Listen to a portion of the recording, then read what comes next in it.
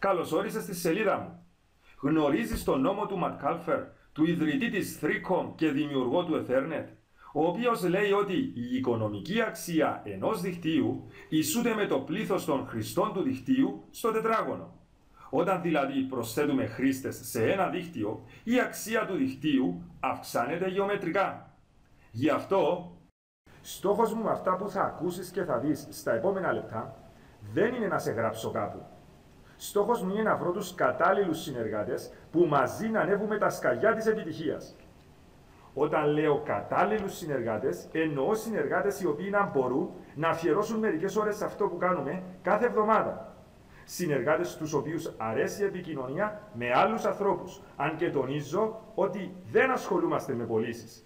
Τέλος, συνεργάτες οι οποίοι αν δουν ότι το πρόγραμμα ικανοποιεί τις ανάγκες τους, να είναι σε θέση άμεσα να κάνουν μια μικρή επένδυση κάτω από 20 ευρώ, προκειμένου να ξεκινήσουν τη δική τους online επιχείρηση.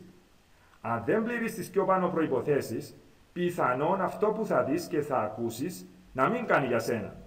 Αν από την άλλη πληρείς αυτές τις προϋποθέσεις, βάλε τα στοιχεία σου στη διπλανή φόρμα και παρακολούθησε μια 9 λεπτή παρουσίαση της επιχειρηματικής ιδέας. Τα στοιχεία σου θα χρησιμοποιηθούν μόνο για τη μεταξύ μας επικοινωνία και για τη δυνατότητα της μελλοντικής μας συνεργασίας. Θα τα πούμε λοιπόν στην άλλη πλευρά.